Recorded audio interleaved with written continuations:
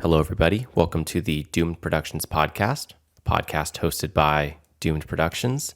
I'm Ethan, and typically I'm joined also by Jordan, who's also part of the Doomed Productions channel.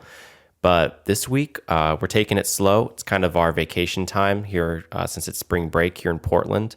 So Jordan's off doing some stuff. I just got back from a trip to the coast, and yeah, so I'm doing a solo podcast today, so forgive Jordan for not being here, and I'll try and make this as fun as possible, even though the best episodes are for sure the ones where we're recording together. But this will be an interesting one regardless, because today what I'm going to kind of break down and go over is talking about the short film that we just released this week. So if you haven't seen it, I made a short film that kind of carries on the story from my old feature film House that I made back in 2020.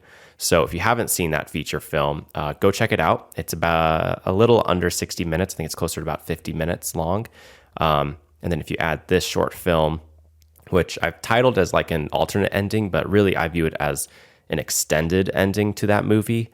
If you want to go check that out, it's another just 6 or 7 minutes to add on to that. So you can have the whole thing done in an hour. It's a pretty interesting watch, pretty breezy watch, shouldn't take you too long. So, and then you can come back and listen to this episode. So I'm just going to jump in and talk kind of about how I came up with this idea and kind of what the production of it was like. And then I want to talk more on, after I get through all that, about just making sequels or kind of carrying on a story from one movie and then trying to bridge it onto another movie and what that experience is like and the pros and cons. So, So how I came up with the idea for House Beyond the Door. So pretty much we got reached out to by a YouTube filmmaker named Holly. We've done a little channel crossover with her before last month where we made another short film that you can check out, our X-Men fan film, which is another great movie that Jordan directed. And when Holly reached out to us again, was like, do you guys want to make another one of these short films? We quickly said yes, and we decided that I was going to spearhead this second project. So it was up to me to come up with the idea and execute on that. And Holly gave us a prompt. She gave, with both of these, she gave different prompts to all the filmmakers that were participating in this challenge. And the prompt for this one was a lot shorter than the prompt that we were given for the last one. Jordan's X-Men one had a much longer prompt. And so this one, it felt like there was a lot more that we could do, but at the same time also, it's always the same, I feel like, where the more freedom you're given, right, creatively, the more creative freedom you're given, the harder it is, I feel like, to come up with a good idea. So we felt like the first time we were struggling a lot to come up with something good, and this time was no different. It was pretty tricky coming up with the right idea. But after a couple of weeks, I decided that I wanted to do something that had to do with kind of like liminal spaces or something weird. Like there's these great YouTube short films called The Back Doors, and I was really inspired by the direction that those have been going. Shout out to Nathan and Caleb for introducing those to us. But I couldn't quite think of something that I felt really compelled by. There were some ideas that I tried to do, but they kind of always got too big or just didn't feel right or never quite developed into anything really concrete. So after trying to, figure out something and having different meetings with Jordan where we kind of spitball ideas, we kind of just circled back to, well, why aren't we just making something that's House or in that same world? So we decided that the best thing to do was actually to try and revisit that. So then my job became, all right, when in the House story do I set this? Because up to this point, I was totally fine with never making another piece of House media again. I felt like that story was done. I didn't have anything more to tell. And so I didn't really ever think I was going to revisit this. So I had never spent any time thinking about where the story would move on from there. So that was kind of a struggle just to think about, like, okay, where is this taking place? Is this before the events of the movie? Is this after? Is this during? Because the timeline of House is very open-ended, I guess. It doesn't have a a real concrete setting. I feel like the time of it all is, Jordan had this funny idea. I don't know if this was in a podcast or what, but he was like, what if between every cut, like a year has passed? It's like something crazy like that. And House is kind of open to that kind of interpretation. So I didn't know where I was even going to start from. So I just decided I was going to start drawing some storyboards, and hope that something came up and like popped into my brain. So after a couple days of just kind of drawing some stuff, I kind of came up with this rough idea of my character interacting with someone else trapped in the house. And I was going to have Jordan play this character, and they were going to, like the first 3 times my character would walk past them, he wouldn't understand them. And then he would hit like a dead end wall. And at that wall, he would meet up with the version of me in a black shirt, the backwards talker, or that's what I called him in the feature. He doesn't actually speak in this one. They'd interact with each other, and pretty much that character would tell me to go back and to find Jordan. And so I would go back, and as I retrace my steps, Jordan starts speaking forwards. And we have a conversation, because that was really all the prompt was 2 characters meet up, have a conversation, and either one leaves on his own or they both leave together. And that was pretty much the entire prompt that I was working from. So that was the plan. And then ultimately, Jordan and I's schedules were just kind of not lining up right. And we were kind of getting really close to the deadline. We'd put this, making the short film off for a bit, and it was getting really close. Like I think we had about 5 days to get this done, by the time we actually were like planning the actual shoot. And I just kind of got to the point where it's like, why don't I just shoot it by myself? Like this story could work where I run into a version of myself instead of Jordan. And I was always trying to kind of figure out like, oh, does this even break the rules of the House world? And I wasn't quite sure. So ultimately, I decided that it was going to be easiest for both of us if I just shot the movie on my own. So that's what I did, which was nice and in the vein of what House is like anyways. So I just scheduled a time at my work where we have a building that has like very few windows in it. It's just a big open space. So I went there just in the evening when it was dark enough, and I shot this movie. I decided I was going to shoot it firstly on a DSLR this time. The first full length movie of House was shot entirely on a phone. So this was just me trying to shoot it a little differently. I always kind of wondered what it would have looked like if I had shot it on a nicer camera. Not that I'm unhappy with how House is. I'm totally content with it. But I was just curious to kind of see what it would look like. So I decided I was going to shoot it on my EOS R.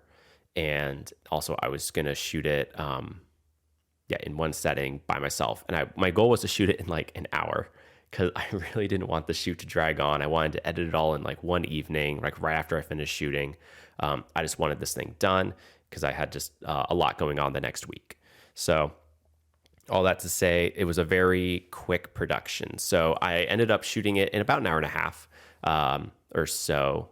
The hardest part is always the lighters, because they're really hot when you use them for a long period of time. So I always buy 2. So I don't know if you can actually tell in this movie, but the lighter probably changes color throughout it, because I just bought multiple, and it makes it a whole lot easier. But the shooting went really quick. There wasn't a lot of complication. House is pretty, what you see is what you get with how you shoot it. So I would just set up a take, have my little storyboards with me. And this movie was shot vertically again, so vertical aspect ratio. So it was 3:4 instead of a 4:3 aspect ratio. So it's not quite square, but it's a taller aspect ratio.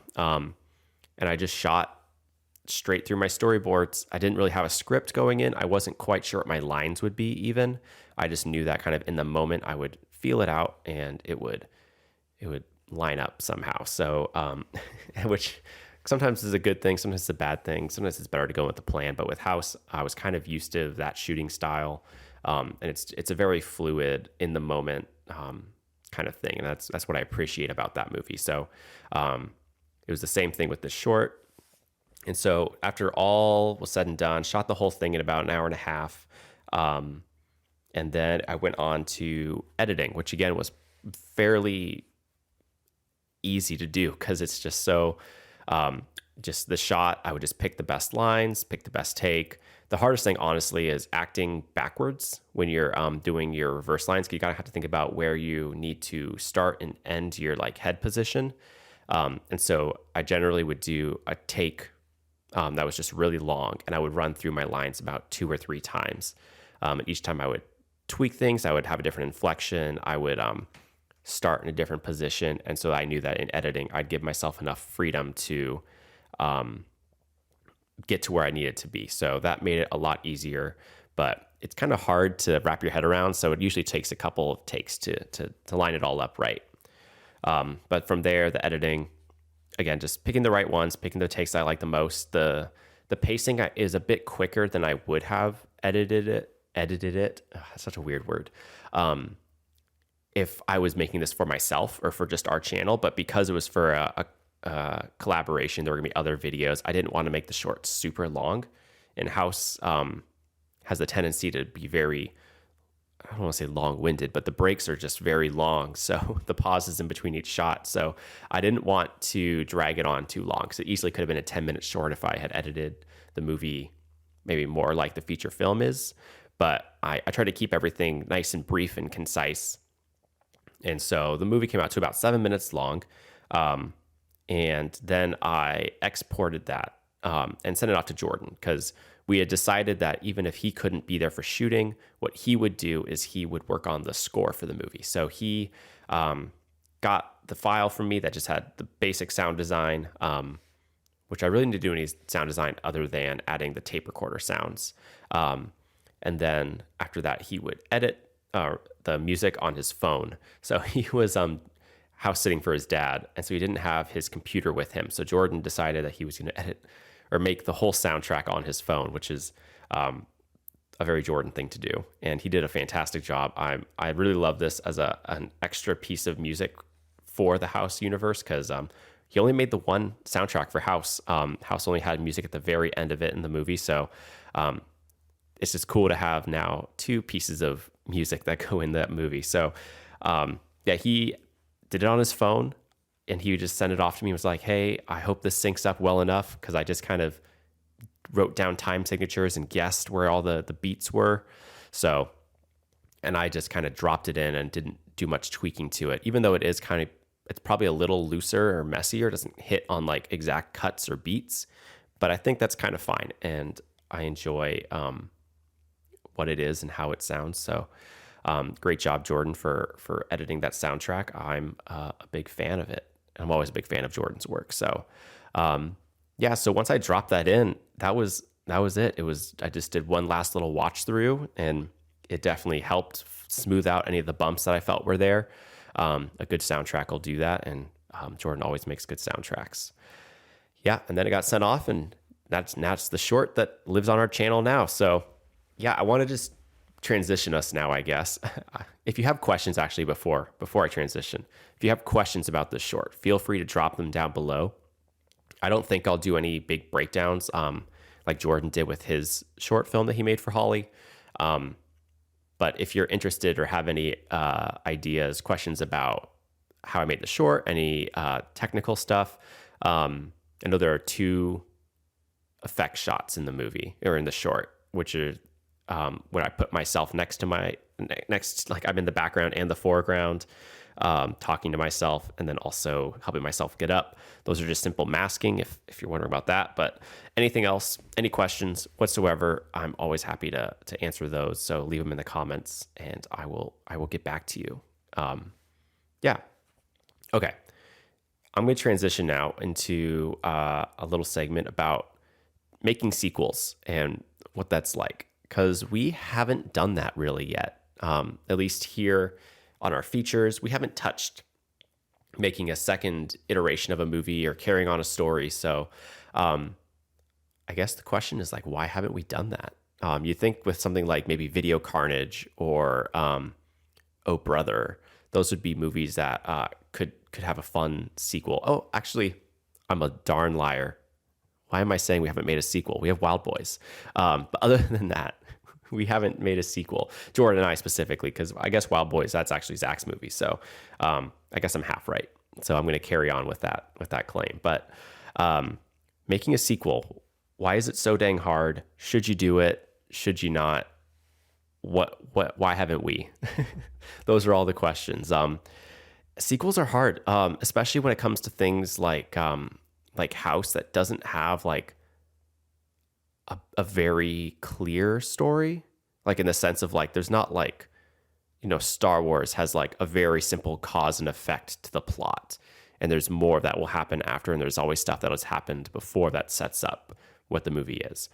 But with things like House, it was so hard trying to think about what's a sequel like for that. And I guess I didn't touch on how I came up with the idea of what it was. So what made me feel comfortable making a House sequel was there was an interaction in the first House movie that I was so like, it kind of lived in the back of my head always, of like what happened there, like what, and what that moment was is right kind of near the halfway point of the movie. My character has left the room that he's been staying in, and while he's wandering around heading towards the staircase, he runs into himself from the beginning of the movie. But that interaction has like changed a little bit, where instead of like how we see it at the actual beginning of the movie, he like locks eyes with himself, and like the version of him from the beginning of the movie like shushes him, and it's like this weird little thing. He like backs up and runs away. But I was always like, oh, what would happen if he interacted with himself more, like a version of himself that was in the past? What would their conversation be? What would their would they decide to leave each other, or would they stay together? Like, what would that look like? So that was kind of the thing that sparked this idea. Was I wanted to see what was this character like early on when he first came to the house. And so I placed him like, and that's still like really early on phase where he's still like just absolutely lost. It's been only a short amount of time, relatively speaking, of how long he's been there. And to let, so that younger version be kind of mentored by an older version who has gone through the house and kind of come out the other side. And the last thing he does is pick himself up and rescue himself. And I thought that was kind of a neat idea, because the house kind of came out of trying to make sense out of this senseless story. And what I mean by that was I had shot this half of a movie, and then I didn't have much of an idea of where it was going. And so at the halfway point, when I go into the covers, Jordan and I had to kind of sit down and figure out what happened next. And so we had to come up with kind of rules and ideas about what was happening, to make the movie work and to give ourselves kind of a scaffolding for the story. And so coming into this, I kind of almost abandoned the scaffolding a little bit, at least in the sense of what the literal story was. And I had to go into kind of the more of the emotions and the thoughts of the characters, and the more like the subtextual meaning, which I didn't really think about much when I was making House, like the movie. I that just wasn't a big thing for me. I wanted to just make this weird story. But now coming back and revisiting it, after interacting with fans and people who really enjoy the movie, it's been cool to see how other people read it. And I think coming into this story, that fan interpretation kind of played a heavier part in making the story the way it was, where it was less about what's literally happening and more about what's this character's inner monologue is going on between, but like inner monologue, but external, because he is literally talking with himself. And I love this idea of this character going through this abyss, whether or not it's metaphorical or literal. And what he comes away with is, I need myself to get out of here. Like, I can't leave this part of me behind, like, to die. And I've got to rescue him. And so I thought that was kind of this neat thing, that I never really was thinking about making the original House, but I got to come back in and try that out. So, okay. with that being said, now we can kind of go into, sequels. If that's even where I'm going, I don't know. I don't have like a huge plan on this podcast. I'm just kind of, winging it. I usually have Jordan over here poking and prodding with good questions. So we'll see where I end up going with this. And thanks again for listening, guys. It's so weird doing these podcasts on your own. I've actually never had to do one of these before. I think Jordan's done a couple, but I don't think I have. But yeah, sequels. I think that's kind of what it comes down to, is what I just was saying of like, I think it was great having the opportunity to like come back with a new interpretation of the ideas I've had. It's been about 1.5 years since I made House, and I'm a different person than I was then. And I've sat on that movie for a bit, and it's existed now, and people have talked with me about it. People have given opinions on it. And it's kind of, all of those now are kind of just living in me that weren't there when I was actually making the movie. So it's kind of a cool thing to get to revisit that. I think that's kind of a pro of making sequels is, you're always going to come up with new things. And I think it can be a really good thing to, to express those new ideas, however they form. And I try and get out all the ideas that I have when I'm making a movie. Zack Snyder, a director that Jordan and I hold near and dear, he talks about always shoot all your bullets, which is the idea of just when you're making a movie, don't save something just because, oh, well, I'm going to put this in the sequel. Like if you have a great idea that can work now, do it now, because there's no guarantee you're going to make that sequel. And so that's kind of a thing that I always have in my head, is I don't want to save an idea that I think is really good only to never use it. So whenever I'm making something, if it fits, I'm going to put it in the movie and I'm going to work with that. So like House at the time, that was every good idea I could think of thrown in. But coming in a couple weeks ago, making the House short, it was like, wait, I have one more thing that I'd love to say. And I think that's kind of the beauty of YouTube, is there's no one stopping you from making your sequel. There's no one stopping you from giving that last little idea, even if it's a 6-minute short film that's just pretty much an extended scene at most, like mine is. There's no one stopping you from making that. And I think that's a beautiful thing that we have access to as YouTube filmmakers, as folk filmmakers, as truly independent filmmakers, that we get to make these great things, and no one can kind of tell us no. But that being said, like there is always the fear I think filmmakers have of, what if my sequel like ruins the thing? I definitely think about that. What if it's just like, oh, totally unnecessary, or if it takes away, and I think that's just, I don't even know if I have an answer to that. I think that's a real fear. I think it's genuine. And I think it's part of the reason like we haven't made other sequels to other projects, and also just like not knowing like what would be a story that could justify making a sequel. I know for things like Video Carnage, Jordan and I have, we've talked about like, what would a sequel look like? What would that be? And it's really hard, especially when you like the thing that you made, and you don't want to ruin it, I guess. But that hasn't even been the problem with Video Carnage, but it's just knowing like, what's a story that's worth telling in this?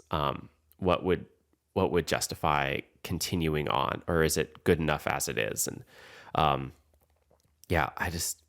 it's stuff that we think about here at Doomed, and I don't even think I have the best answer for it. But I think it was a good experience doing a mini sequel in this context of making a short film that added on to a feature film. And I don't know if I've seen a lot of that. So, it was just a good exercise. And I think it also made me feel good about like giving House fans a little extra, because I've had people ask me like, oh, are you going to make another one? Is House 2 ever going to be a thing? Especially the month, like probably within 6 months after that movie came out, I got that question quite a bit. And I felt bad saying no, because I knew like, oh, it's done. The closest I could say was The Bell Rings is going to be like a spiritual sequel to House, even though it's totally not. Looking at it now, it's definitely its own thing.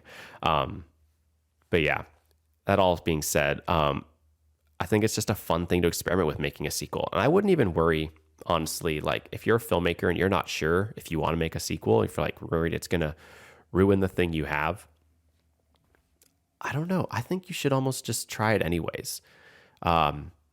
Especially here on YouTube where there's just no barriers. Like the thing you waste is your time, but at the same time, like all experiences that you put into your movie, trying to make a movie is like, that's knowledge gained. Every mistake that we make here at Doom Productions, we carry on to the next one. We're very self-critical of what we do because we want to make sure that the next thing we make is the best thing we've made.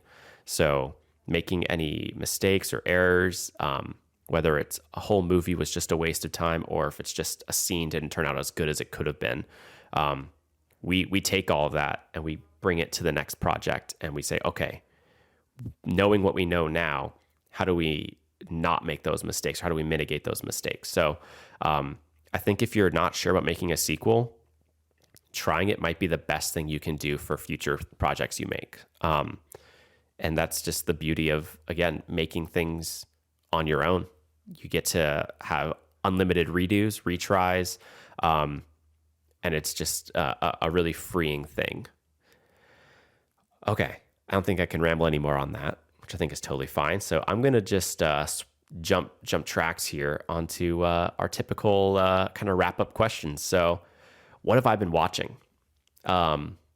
Last night I watched some episodes of Community because that's been the show that I was going through pretty heavily, but I've kind of been taking a break on. So kind of jumped back on, watched like 3 little episodes in the middle of season 3, and just a good show, good times all around. And then also my girlfriend and I, or actually my fiance and I have been watching Unbreakable Kimmy Schmidt together. So yeah, I watched that show before with her a long time ago, but we never made it to the last season. So we're starting over and we're going to go and I'm going to watch all the way through. And then I'm probably going to jump onto Ozarks after, because that's another show that I'm behind on. So I think Ozark will be next. And then I might go into Better Call Saul because it's long overdue. I haven't watched it yet. And yeah, I feel bad because I've heard so many good things. And so I've been putting it off for a long time. So I'm looking forward to starting Better Call Saul at some point, probably this summer. I think that's probably about when I'll be able to do it, but we'll see.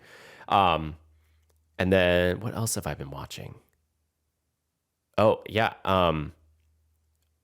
The RC Films, they announced their movie Hotel. So Jordan and I have kind of been helping them out over the past couple months with that movie. It's kind of these producer roles. I won't talk too much about it, but yeah, I've seen a rough cut of the movie and some other scenes, and it's going to be a cool movie. I'm excited for those boys. RC Films just makes great stuff. Oh, and then also I watched last weekend. Granin Films from Yakima. They make some cool stuff. They're two awesome lady filmmakers from Yakima. And it's just so cool how many filmmakers, talented filmmakers, are up there in this tiny little Washington town. They came down to visit Jordan and I. So I caught up on a bunch of their stuff. So I watched, oh man, I got to find their channel. Hold on. I got my computer out here. So okay, what did I watch? Hold on, let me flip over. So yeah, Granin Film Productions. That's their channel name. If you're a fan of kind of like high school dramas or high school comedies, I mean, this is the crew for you. They make some good movies. Their humor is on point. They got a great cast, good variety of actors that they have in their movies, and you can totally just have a lot of fun with the movies they make. So, okay, here's what I watched from them. So Not What We Expected, and then also Not What We Ever Previously Thought, wait, oh gosh, this one's a long title, so hold on. I gotta get it right. So Not What We Ever Previously Thought We Had the Capacity For, which is titled a short film, but it's 47 minutes, so definitely a feature. And that's the sequel to Not What We Expected. A good example of making a sequel. If you check both those out, it'll take you about an hour and 20 minutes, an hour and 10 minutes actually, to watch through all that. So another quick watch. And then they've got some other great shorts on their channel, music videos. I need to watch Tatooine Trouble. That's one of their Star Wars fan films that I haven't watched yet, but it looks cool. So that's a great channel you should go check out if you haven't watched their stuff yet, because they're one of those channels that's like, be on the lookout for, because they're doing some cool stuff. We got to meet with them and hear some behind the scenes, and I just think they're going to be a great filmmaking channel to watch. So subscribe now. They're only at 89 subscribers, and they deserve way more. Let's see. Did I watch anything else? I don't think so. Oh no, I'm a liar.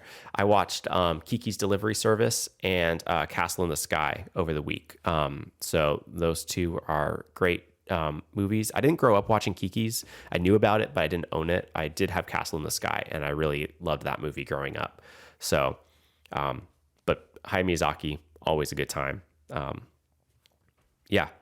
And lastly, what am I working on? So last week was a mad dash of getting work done, trying to get everything set before I left for the coast. I'm back in town now. It's my first day back as of recording this. So I just worked on a ton of stuff last week that was not filmmaking related because I had to get a lot of stuff done for work. But I did edit the house short. So that's what I was working on. And I also, I think last Saturday, I edited like a couple scenes of The Bell Rings. That's all I really had time for. But that project is all going pretty good. Again, it's just been like last week I had no time, which is always kind of a bummer when it's like I really want to be working on that thing and I just don't have time to do it. But sometimes that's just how it goes in filmmaking. So yep, that's how it's been here. But actually I'm excited because next week we're meeting up with one of the actresses from The Bell Rings, and I'm excited to meet up with her and kind of show her progress of where we've been. And then something fun to look forward to, give you guys a bit of a sneak peek here. Hopefully I don't get in trouble. I'm not spilling too many beans. But RC Films from Yakima, another great Yakima filmmaking group. We've mentioned them on the show before a couple times. They will be coming down to Portland this weekend, and we're going to participate in Joel Haver's Oscar movie filmmaking challenge. So that means we're going to be shooting a feature film during the Oscars. And yeah, I think I haven't actually watched Joel's video where he talks about it. I need to do that. He messaged us at least like a month and a half ago about it. So we've known about it for a little bit. But we're gonna participate in that. It's gonna be a good time. We don't know what we're gonna shoot yet, which is very exciting. We've had several meetings trying to figure that out, and each thing kind of we have to not pick for one thing or another. So we're gonna have to decide pretty soon here. So I think the plan at this point is like we're all gonna come up with an idea, sit down over dinner, and pick whoever's idea or a combination of ideas or something. But we're gonna be kind of flying by the seat of our pants come Sunday night. So be on the lookout for a project from us and RC Films here soon. And also hopefully next week's podcast we'll record with them. I think that would make sense. So that's the plan as of yet. So thank you guys for listening to this podcast. Also, sorry, I have a sinus infection right now. I probably should have led with that. So if I sound extra nasally, yeah, allergy season here is kicking off real good. But yeah, I hope you enjoyed this episode of the podcast. Kind of they're always quieter when it's just one of us, but just wanted to give you guys some thoughts on the House sequel and what that's been like making it. And yeah, make sure you ask lots of questions in the comments. We like answering them and hearing from you guys. So yeah, I just hyper focused on the fact that I said, yeah, one of those things I want to try and I want to kick out of my vocabulary, but clearly I'm not good at doing that yet. Thank you all so much for listening to the Doomed Productions podcast. If you're listening on Spotify, you can find us on YouTube. That's a good place to find all of our videos, where we post one video a week on Wednesday, and then we also post a podcast every Friday. So you get two things from us every week, and we also have some good feature films coming down the pipeline here that we're excited about. So be on the lookout for all the things from us. And until the next time, we will see you guys later.